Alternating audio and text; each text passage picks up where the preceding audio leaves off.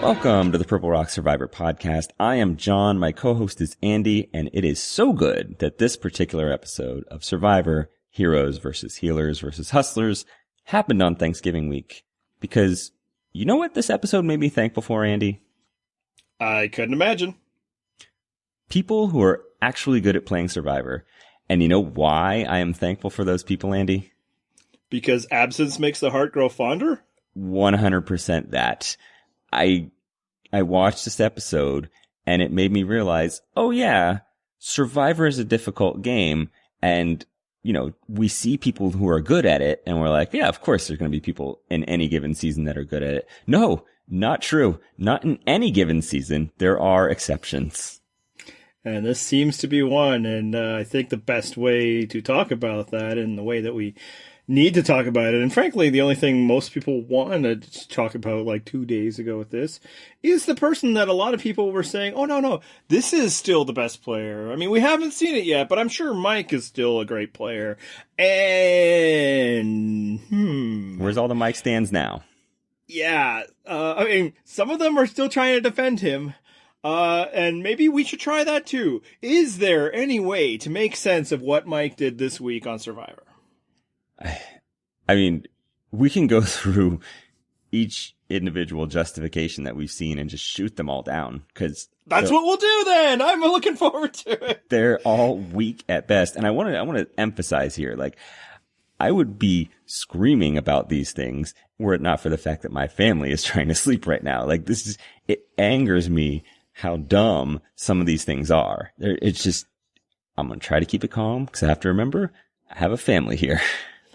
I also have a family who's trying to sleep, and I don't care because I got some things to say. Because yes, as you say, I'm gonna attack any kind of argument I've seen, and the easiest way to attack the arguments I've seen is just by talking about all the stuff Mike did. And I wrote this on our website in comments, but not everybody looks at the comments, not everybody looks at the website. We actually do have an audience larger than 35 people. It's like trying to put a bed sheet on a bed that's too small, and it's like you get the one corner pulled down, you have your explanation of one of the things Mike does, and then the other corner pops up, and that's all it is. Like, people are like, oh, well, he was trying to do this. Oh, then why did he do that? Because of this. Then why did he do that? Yep. And that's the whole thing. And I want to talk about what Mike did. Like I said, the easiest way to refute any kind of defense for Mike, other than we weren't there, we don't know, things could have been left out defense that applies to every single thing we talk about on Survivor, is break down everything Mike did, because that alone will serve as the basis to counteract any argument. So we start the episode. I'm going to go right to the beginning of the episode. Well, maybe not the exact very beginning, but previously on Survivor. Yeah, not just the tribal council. He begins the episode talking about how he's ready to throw Joe and Cole over the bus, under the bus. I mean, if you throw them over, that probably also damages them a bit. But, yeah, I mean, it's still going to hurt on the landing. Yeah, especially if there's like another bus. And so that's his move. He's just, he's totally going to try and ingratiate himself to the Big Seven, the round table, and he doesn't care anything about, his healers. Well, he should be able to do that because remember last week he voted with them, so now he knows that he's part of that group. That's right. And, this is the thing that people often say to me is, why would you ever vote for somebody other than those people that are in your alliance? That could piss people off, and then you won't be able to be part of their group. You know what? I was planning to get to that, but let's do this now. Stop saying that, okay? Because how much did Mike benefit from all his, capitulating and rolling over and showing that other side his belly? He wasn't even able to be the last healer targeted. It didn't help him win the Survivor. It didn't help him move his way up because, oh my God, the worst thing that could ever happen is somebody not in your alliance voting the way you expected him to. No, he couldn't dare write somebody else's name down.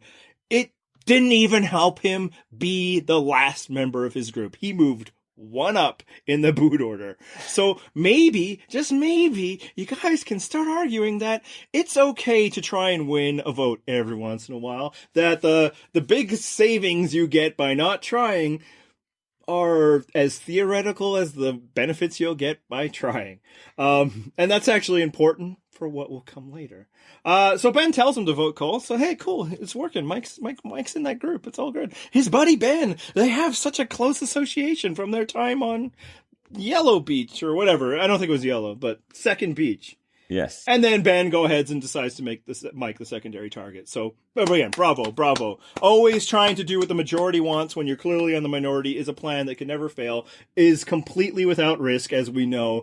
In Survivor, there's only binary of the risky move and the non-risky move. It's not like, there's things. Well, and let's point out that, Mike and Ben were so tight that Mike voted the way Ben told him to, but was still worried enough that he played the idol on himself. Like, he was so convinced him and his buddy Ben had a solid alliance and Ben had given him the right target.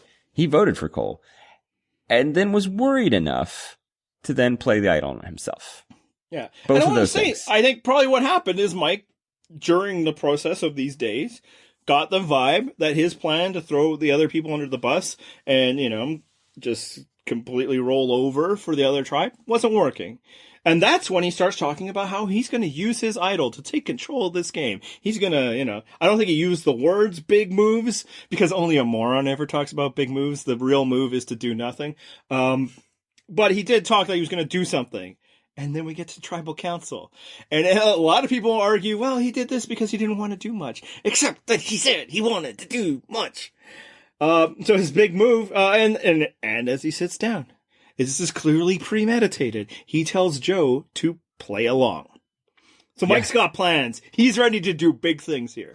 Yeah, and one of those big things is delivering a very pained analogy, like really stretching the limits of analogies to a degree that Ryan almost has to applaud. Like, wow, I thought I had taken them to the limits. You really just took it to a whole another level there. Or Ryan was like, stay out of my territory.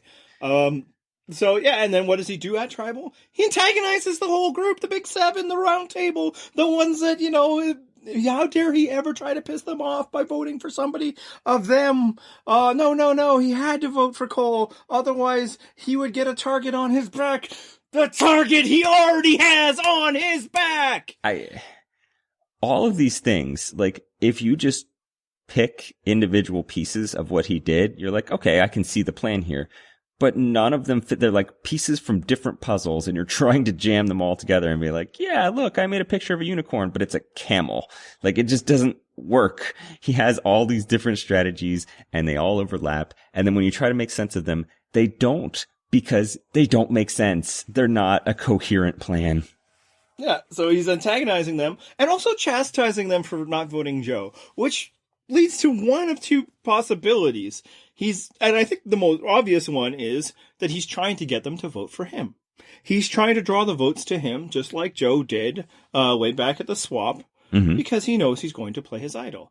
However, he's doing that by saying that, like, everybody talks about morals, but they won't vote out Joe. Like, where's the people voting for Joe? So it also kind of seems, and again, I think he's trying to draw the votes on himself.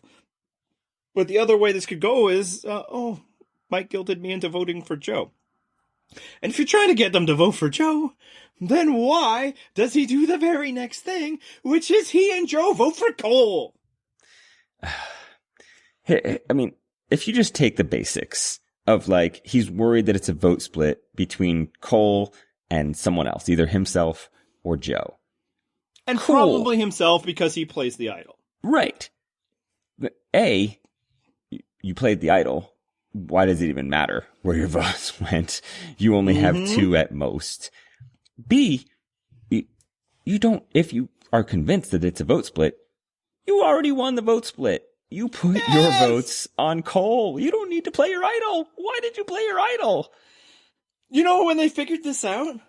Alex and Fiji, when the second season there were idols. I guess it was the third season, sorry. But yeah, that's how long that was in play, where, hey, if it's gonna be a vote split, and especially if it's I and my buddy Joe here, are gonna vote the other way, then we're good. We're good. I can keep my idol and, survive another time. And, maybe the tricks I've laid out at Tribal Council will put a bug in their ear for next week, and I'll be safe again because they'll either, start fighting amongst themselves, like, why didn't you let me vote for Joe? Or maybe they'll vote for Joe.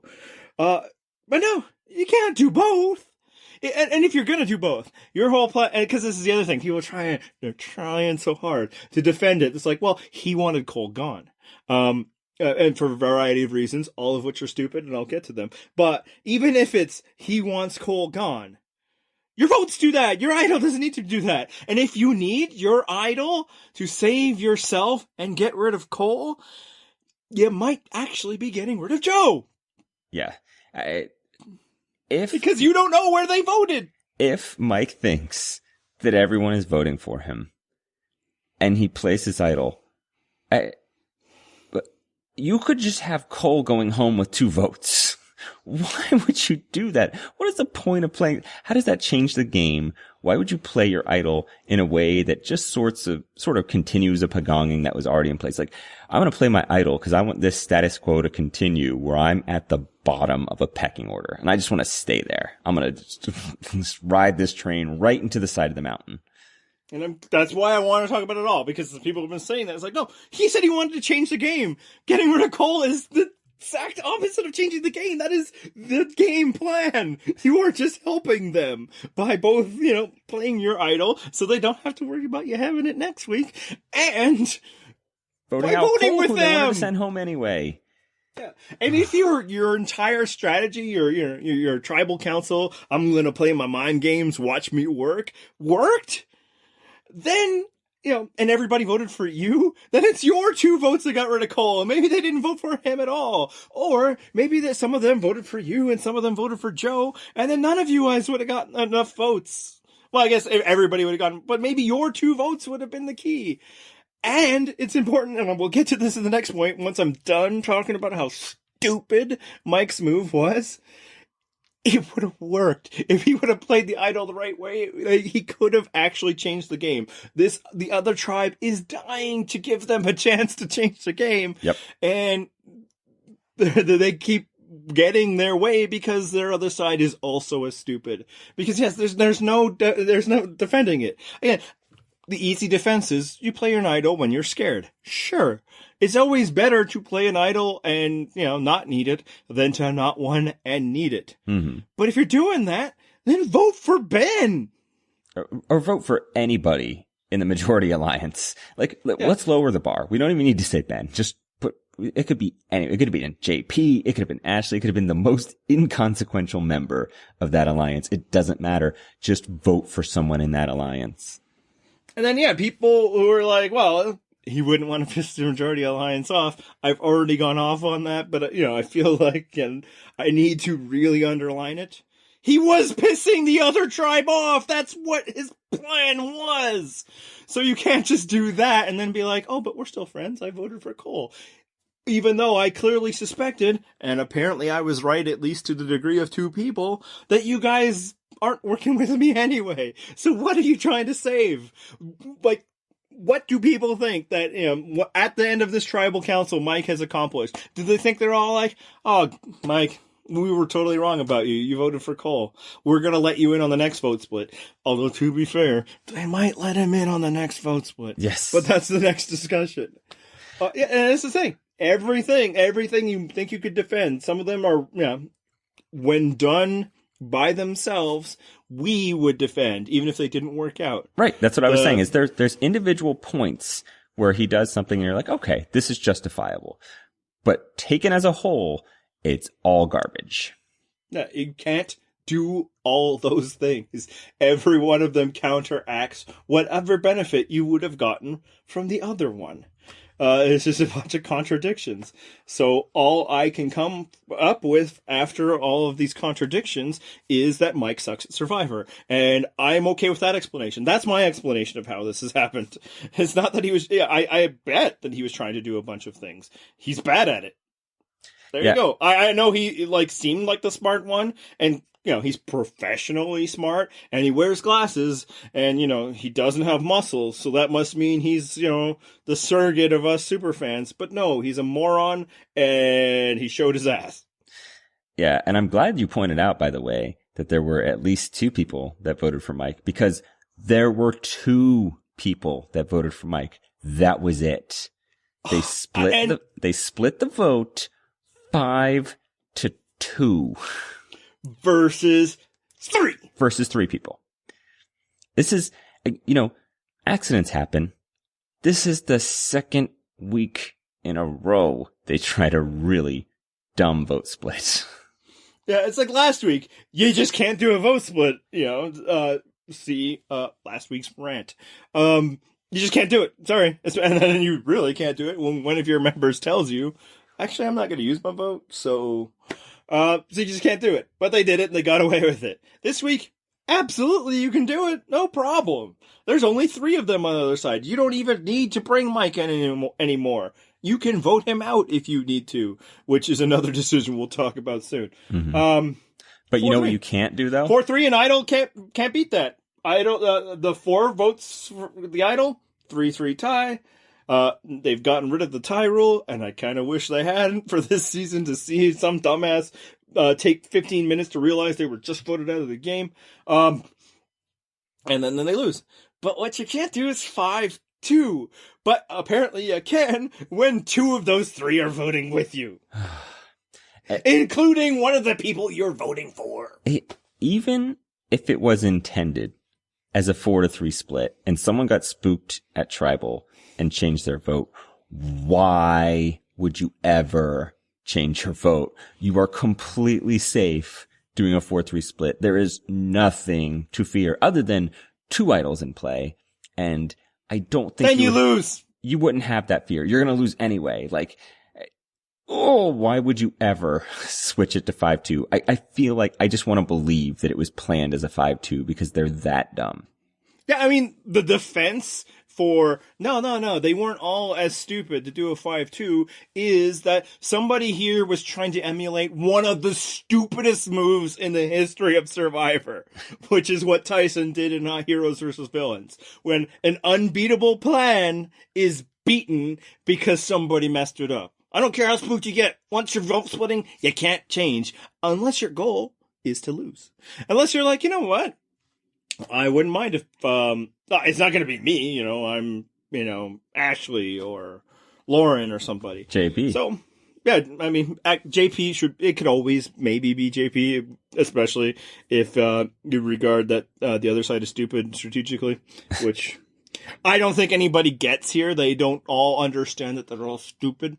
Because when you're stupid and you're with stupid people, it's like, that guy seems pretty smart. Right.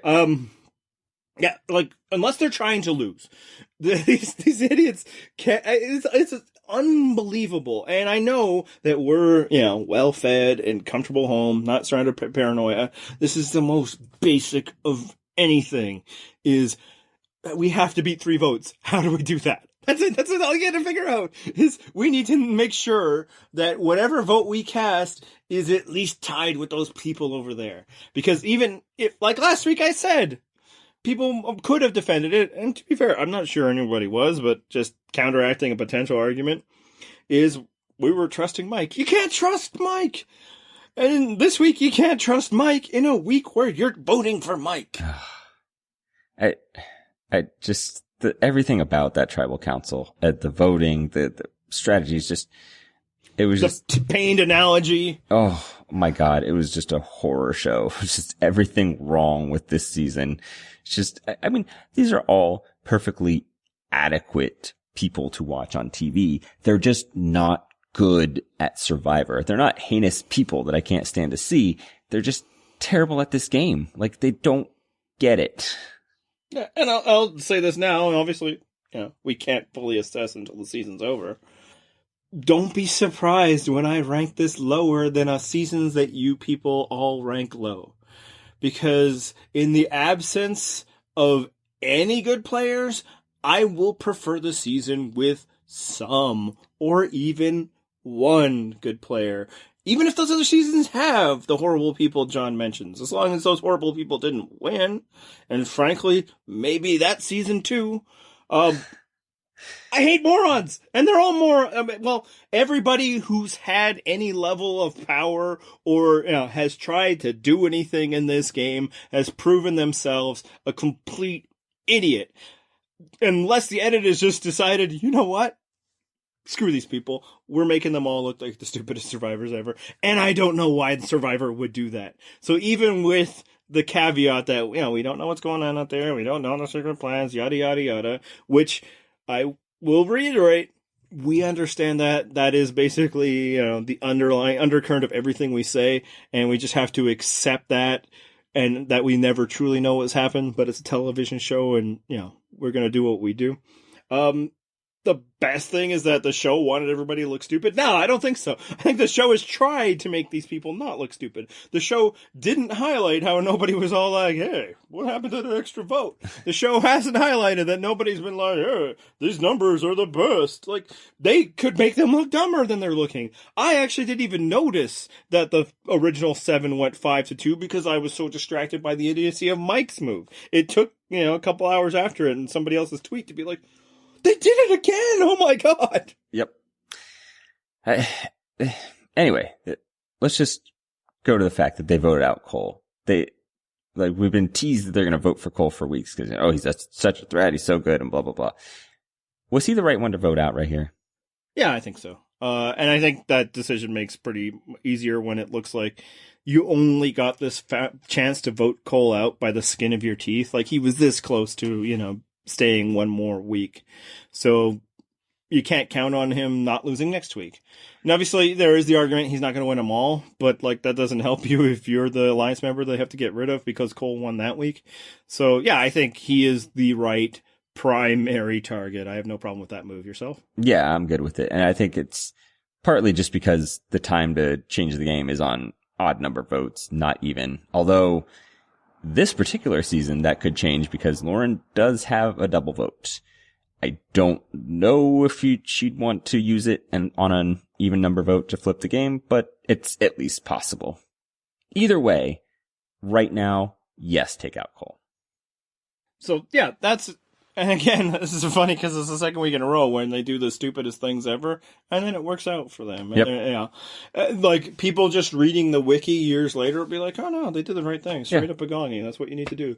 But it's the way you get there. The way you keep giving your opposition chances to screw it up for you, and just lucking into the fact that they can't either. But yes, I think Cole is the right move. The bigger question is, was Mike a better secondary target than Joe? Yeah, I mean, I think strategically, yeah, because it keeps someone more awful around. We saw in this episode, there were people that were very as I said last week, there are always going to be people willing to get rid of Joe. We saw them in this episode. There was a very committed group of people that wanted Joe gone. And the one flaw in this is I don't know that it was worth the fight to keep Joe around this week. I know Ben seemed to be the leader of that charge. But he is not steamrolling. No, absolutely not. No. He's, he's a team player. He's taking advice, or he's, taking the input of all the people on his team. He just happened to decide, for the team.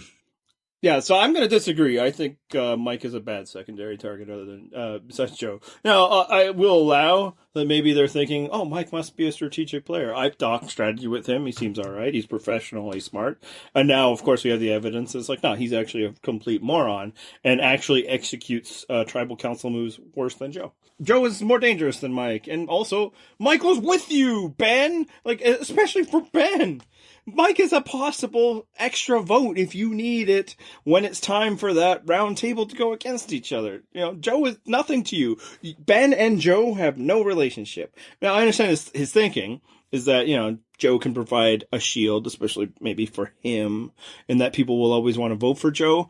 But as you were getting to, I think his insistence on making a Joe alienated people, and if there are going to be cracks to exploit, and I'm not sure these are the people that will be able to exploit them, those are the cracks. I'm tired of Ben telling me what to do. If he, again, doesn't want me to vote out Joe, how about I just vote out him? Moreover, I think where Joe is a threat is his idol-finding ability. Obviously, there's some, caveats that we have that we know it took Cole leading him to the idol to find it the first time, the second time because it's the same place as where his first one was. But what the information they have is this is a person on the season who has found 2 idols so far. Now, even if you're working on the idea that he doesn't have an idol because clearly he would have played it last week, and I know that Ryan found the idol. Again, if you're Ben, if you're Chrissy, if you're Ryan. Ashley mentioned this herself. If Mike has an idol and he plays it, and it should be noted that they are considerate of the fact that Mike or Cole might have an idol because that's the reason they're splitting votes in the first place. So this is not some wild hypothetical she's throwing out there. If Mike has an idol and he plays it, that goes back in the game, and now Joe could find an idol. What happened? Well, see, the only thing, I don't know that it's guaranteed, because the post-merge idol is in Ryan's pants, as he's so happy to point out. It's not guaranteed, but it's a possibility. It is certainly, that's what I was going to underline, is that it is certainly a possibility. And I gotta say, I like them odds. The way this season is going, I like the odds of this show being like, hey, let's throw that one back in there. Because it's happened before, that they've kept multiple idols alive in the game, even after one's played. Sometimes they don't, sometimes they retire it, but those are the reasons. Just don't give Joe life. Joe's not worth antagonizing everybody because it might actually fracture people. Mike's not doing nothing. Mike is just trying to make you guys like him and, hope you don't notice him. I think you got to go for Joe. And the biggest reason is once you see people being like, no, I want to vote out Joe, you'd be like, sure, okay. I mean, ultimately, we're voting out Cole. Like, that's the thing. Yeah, and that is the primary target. I think the other thing, and actually, one more reason. Sorry to interrupt, but I'm not steamrolling you at all. Is noted. It's like when Tyson was like, "I gotta vote for Parvati. We should vote for Parvati. You should vote for Parvati." Maybe you let Tyson vote for Parvati, and you just make somebody else vote for Russell. And it's the same thing. If you're doing a vote split and they, can blow up in your face, don't give somebody who's a little angry and really wants to vote for Joe to be like, screw this vote split. I'm screwing it up. Because maybe that's what happened, frankly. Maybe Ashley was the Tyson of this group. Although she didn't vote Joe, so that's a little weird. All right. Yeah, it's not worth fighting for. And also, I do think Joe is more immediately dangerous. Because, the whole shield, that's not going to help you. Are you taking him to the end? Like, eventually, there's going to be a reckoning within the 7. I don't think you want Joe around there when it's happening. So, and it also, again, need to repeat, you're actually voting for Cole. So, yes, but I want to emphasize that the reason that I'm thinking it's more beneficial to keep around Joe is because if you can convince your group that you need to have enough numbers left to split a vote, because, Joe is dangerous, he might have an idol. I feel like that's probably going to make a stronger bond. The fear is going to unite your alliance a little bit longer just to be like, okay, listen, guys, I know we got certain moves you want to make, but we have to split a vote here, so we have to stay strong, blah, blah, blah. Yeah. And I'll say I might feel more like that if it was somebody that was not Ben arguing that we should get rid of Mike. I don't understand why Ben wants to get rid of Mike. Mike is on your side, Ben. Mike is a potential ally. Maybe he's not an ally you want, and sure, you can get rid of him as the last healer. But why close that door for one that's not open to you? Joe is not a potential anything but a thorn in your side. I mean, I guess, no, he is a potential shield. Yes, but it's not worth the risk. So, yeah, that was this week's example of Ben not being the great Survivor player that we were led to believe he was. Just in the simple scene of Chrissy's trying to tell him, and he's like, no, I'm not. Now let me mansplain to you. Well, not everybody can have the social game of Ryan. Clearly. I mean, we've heard a lot about Ryan's social game. To be fair, mostly from Ryan. Although, not entirely from Ryan. Which does, I think, put him ahead of the other person who keeps talking about their social game. He made some social moves this episode. Yes, he did. And they couldn't possibly go wrong because he is Ryan, master of the social game. And, just watching Ryan play, he's in his confessionals. He has to make sure, first of all, that he has a good social game. And it's because he's just good at evaluating his strengths. Like, he's like our illustrious president. Our president knows he's a very smart man, and so he tells people that all the time in interviews. Similarly, Ryan knows he's great socially, and so he tells people that all the time. Both of those things are absolutely true and indisputable. I have a theory that I have no data or anything, but maybe other people watching going forward in future seasons or during rewatches. Do the truly great social players talk about their social game? I don't know if they do. Kind of what I was getting at there, which is basically that, like, the social game is, everybody was like, oh, it's always so hard to show the social game because, you can't show it on TV. Like, yeah, you can't. And the way to show it is not to have someone talk about how great they are in a confessional. But moreover than that is, like, I think a lot of the truly gifted social players don't necessarily think of it as a social game. They're just good with people.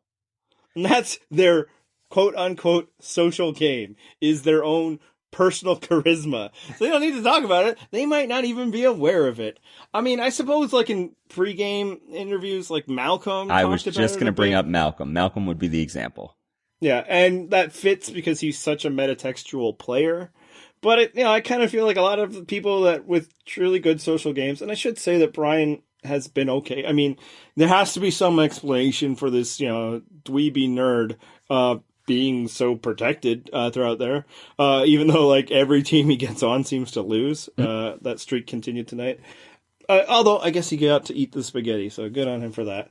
I'm sure JP and Cole and Devin were probably a bigger part of that. In fact, they absolutely were. The strategy there was Ryan will, feebly shoot one thing to fulfill the requirements of his task, and then let's let Devin come save it for everybody. So I guess the specific social game aspects this week we should talk about was that he let Devin in on the fact that he has an idol, which is one of those things where it's like, yeah, that makes sense. It strengthens your bond.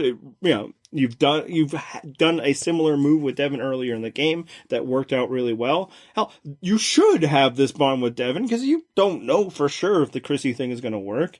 There is 4 of Chrissy's original tribe and only 3 of yours. Makes perfect sense. Then he does the same thing with Ben, and that's when it's like, yeah, and he was telling us how he's doing this because he's such a masterful social player and manipulator and blah, blah, blah. He's going to build all this trust with Ben and show everybody that we're good. This alliance is strong. We don't have to worry because I got the idol, blah, blah, blah. Yeah, no. I mean, you would have been fine. They're going to split the vote anyway. Who cares? I mean, I get you want to have some other alliances. And also, you kind of still need to split the vote. That's your idol. We still don't know what happened with the third tribal idol. Right. Which actually was out there. Yeah, you're not winning anything by telling them that you have the idol, at least strategically, other than saying, like, oh, maybe Ben's closer to you now. But in the process of Ben getting closer to you, Ben goes and tells Devin, hey, just FYI, we're good because I found out that Ryan has an idol. And hit the brakes on that building alliance with Ben thing. Or Devin, I'm sorry. Yeah, Devin and Ben, basically. I mean, with the Ben one, it's like, well, it didn't work. And yeah, with Devin, it's clearly, so I guess we're not that close. Yep. And it's exactly what we saw earlier this season. Yep, when Cole shares that information with Jessica. She's over the moon. It shows that they're in a great alliance, and he's also very cute. And then Cole immediately is like, "Hey, everyone, do you want to hear the secret?" And Jessica's all like, "Oh, so I guess that wasn't that big a deal for you." Yep. And that it seemed exactly how Devin took it. We can't know completely because he was also doing a masterful acting job for Ben. But I think it was one of those things where it was easy because his actual reaction of being, disappointed and blindsided by the fact that Ryan was not just his number one guy. Right. Similar reaction. Yeah, to, oh, I didn't know he had an idol. Yeah, it's like, I didn't know you knew he had an idol. Yeah. I will say one thing in Ryan's defense is there has been a great many player in this season, or I should say many great players on this show. I should edit out anyway that I said there's been a great many player on this season. Mm-hmm. This season and great, nah. There's been many great players in the history of this show whose entire games could have been completely derailed by just 2 people having a conversation. So, sometimes it's a risk worth taking by sharing some things like, you're my number one. That's 2 seasons for Boston Rob for sure, for Kim as well. If two people got together, it's like, yeah, they told me that as well.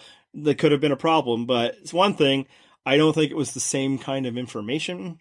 For 2, he would tell his actual number. 1, he or she, Kim or Rob or, other players of that ilk, what they are filling other players in on. And in fact, like, I think Tyson was somebody who did this. They would also create little lies like, oh man, they're going to tell you that they said this, but I would never do that. Mm-hmm. Like if anybody tells you they heard something about me, they're lying to you. They're trying to break us up. And 3, I don't think Ryan has the level of control over these people as those great players did. They're not taking this. It's a risk that 2 people could talk to each other and undermine your whole game.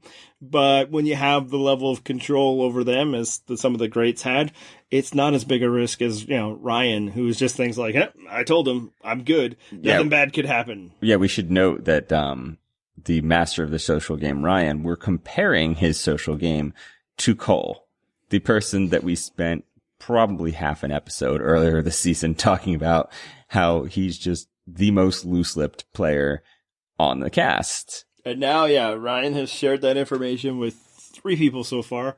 He might have told JP and we'd never find out. Mm-hmm. So may as well be telling it to a palm tree.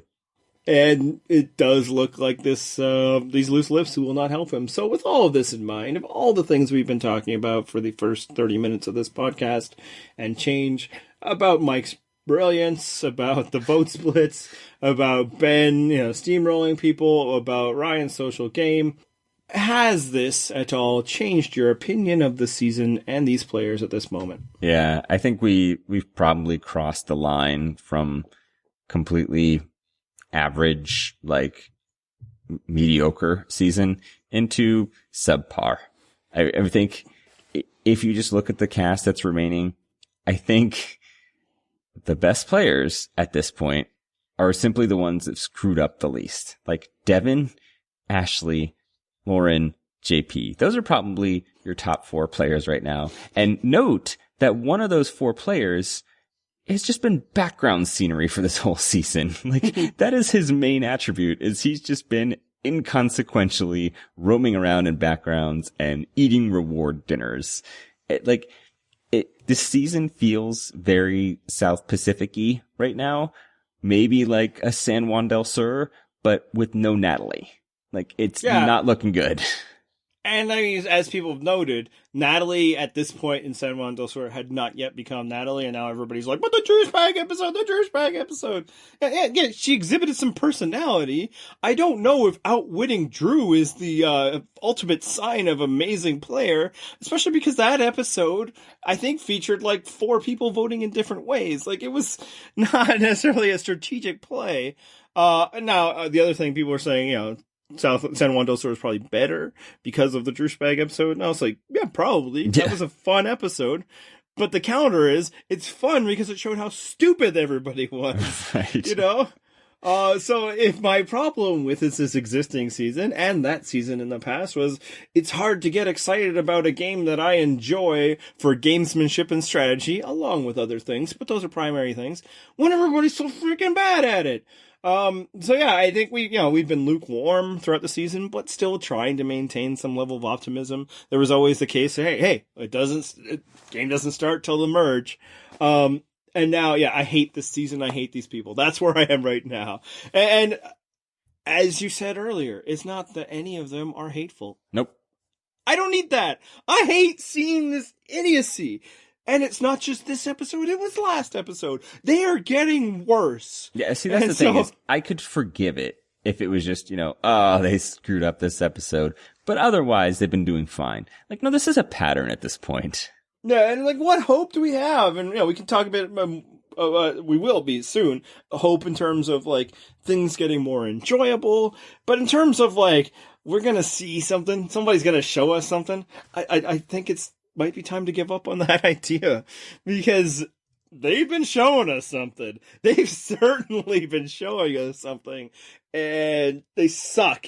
And I am not happy with this season. Yeah, I feel like if major, big move-y type things happen, it's if it's successful, it's probably going to be on accident at this point. Like, I don't imagine it's going to be like some coordinated, masterful strategy. It's going to be dumb luck that someone stumbles into. Yeah, it's exciting when somebody returns the fumble all the way to the other end to end the game, but it happened because somebody fumbled. Right. And that's, I think, what we're at here. And this is what I say all the time when people, how could you dare rank, One World as anything but the worst season? How is Redemption Island not the worst season? Two things. One, only one season gets to be the worst season.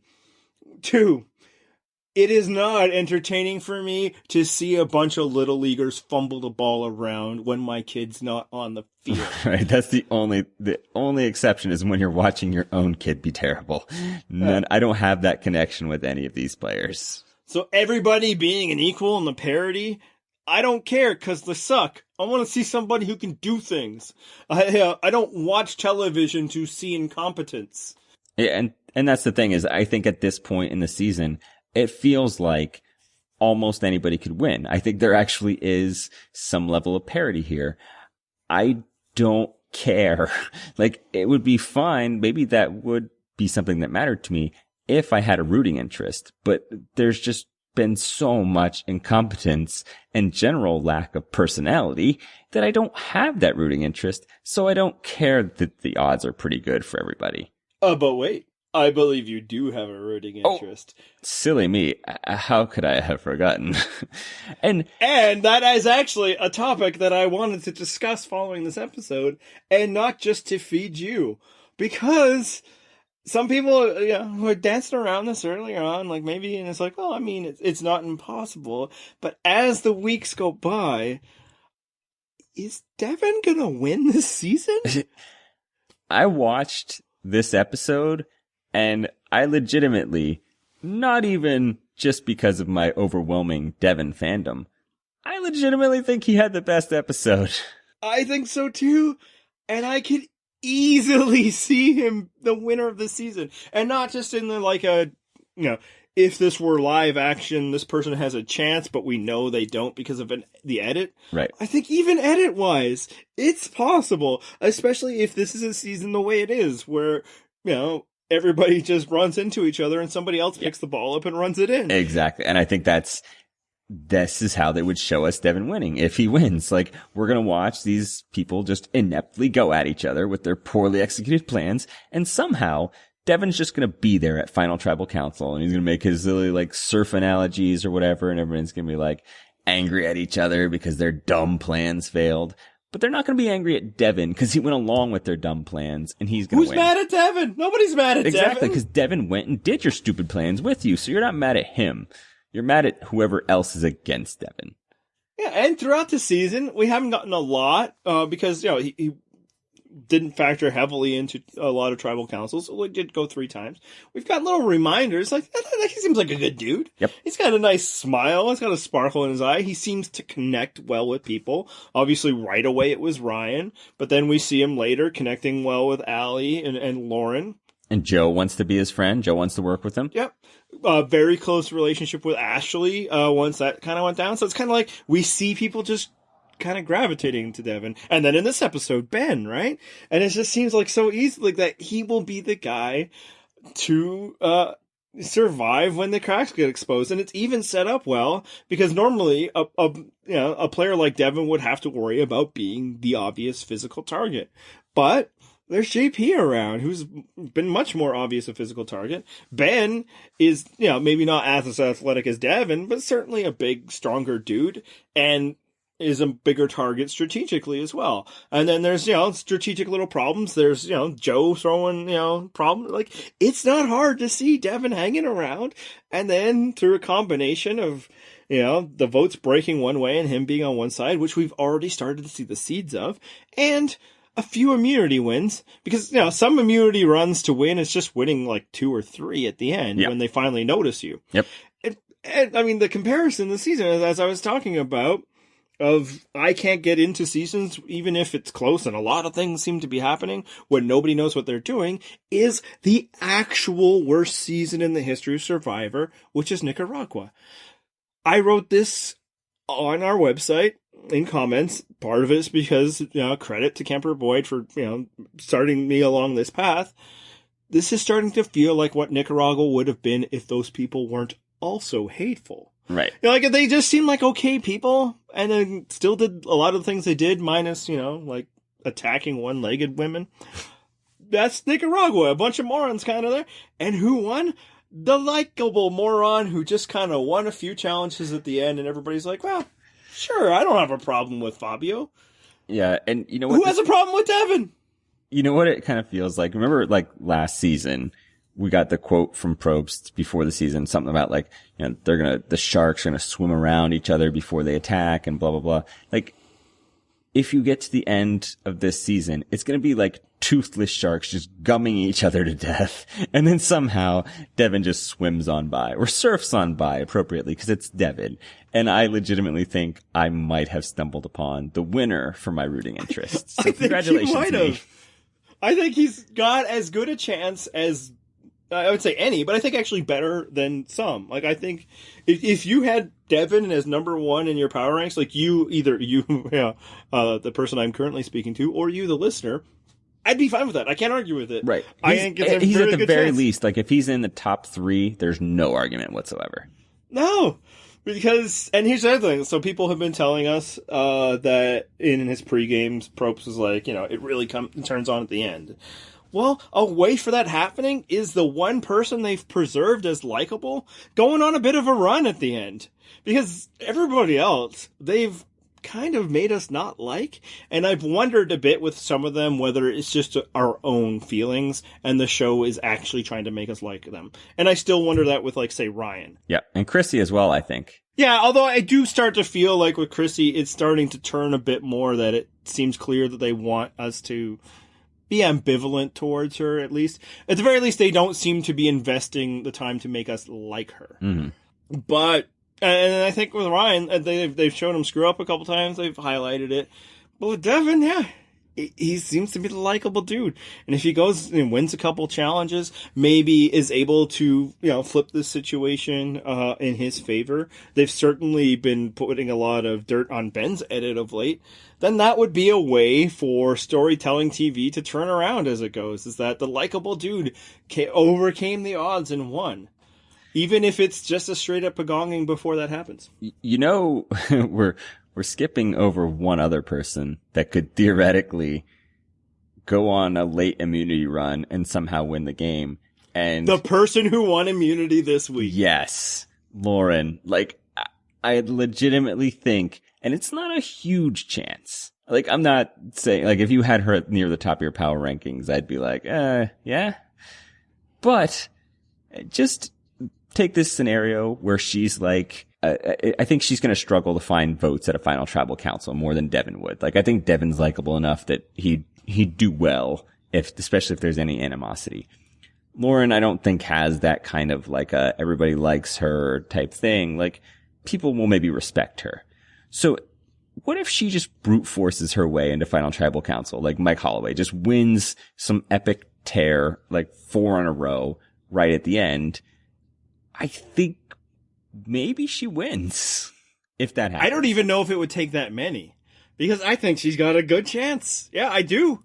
All the Lauren truthers earlier in the season that we may have been, a little smug about, take your bow at this exact moment in the season and then wait for her to completely mess up her advantage later, like everybody is messing up every opportunity they have to do something well. Mm-hmm. Because, I think Lauren could win.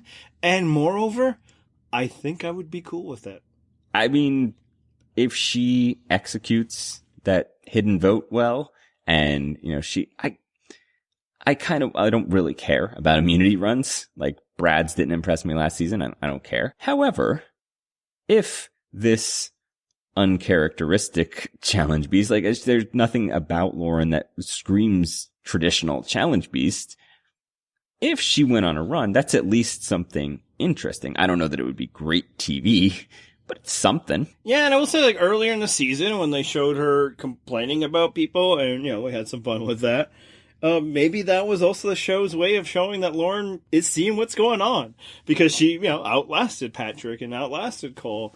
And I'll say, like, not only do I think she could win, she might be one of the people I am rooting for, in so much as I'm rooting for anybody, which, but I think I'd be happy with Lauren Wynn. And it gets back to what you were saying earlier. It's because we haven't seen her or Devin or Ashley, completely mess up. So, yeah, sure. Team Lauren. Right. The absence of failure is helping these people.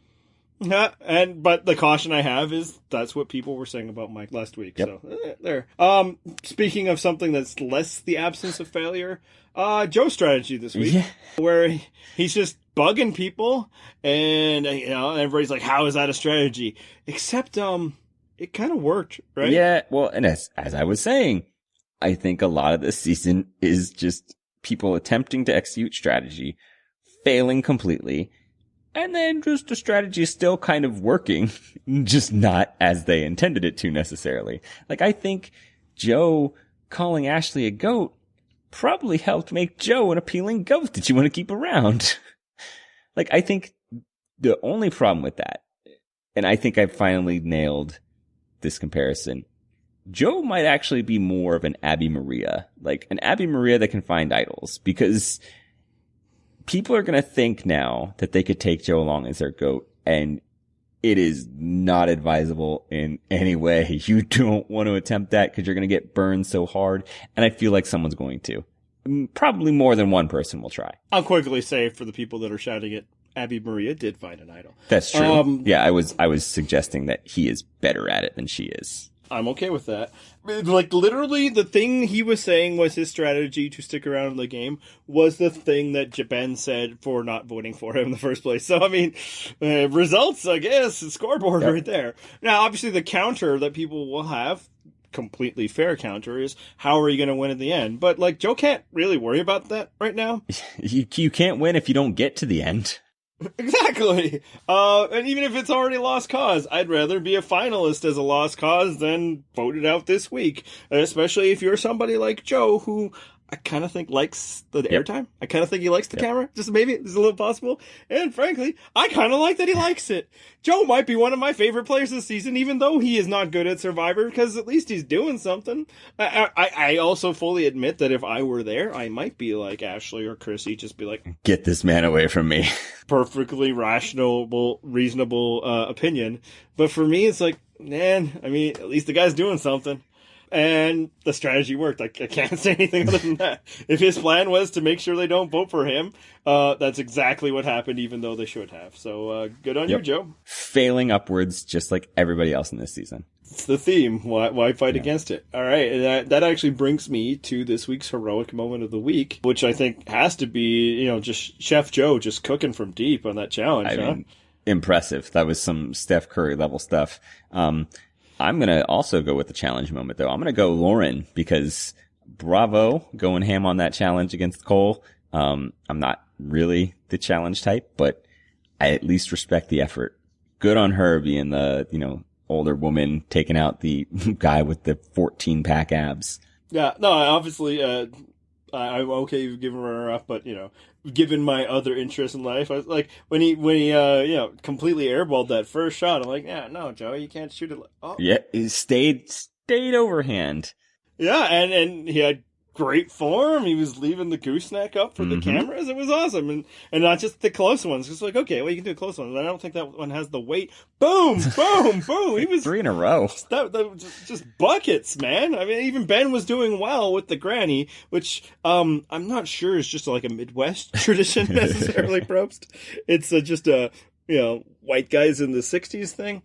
And frankly, what DeAndre Jordan should be doing.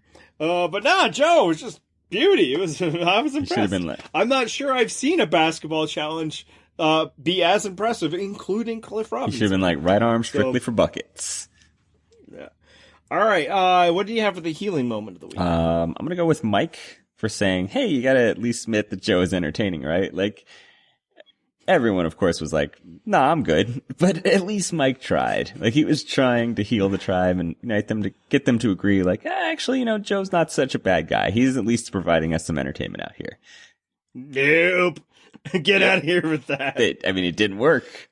But I feel like I should be calling this season Survivor You Tried anyway. And so that's why I'm giving the You Tried healing moment to Mike.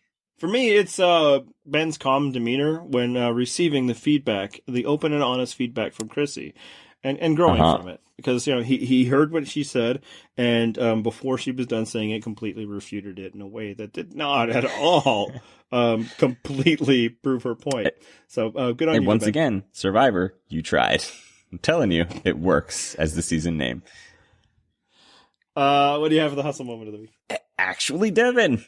Unironically this time. I loved him smoothly downplaying the fact that he already knew about the idol when he was talking to Ben.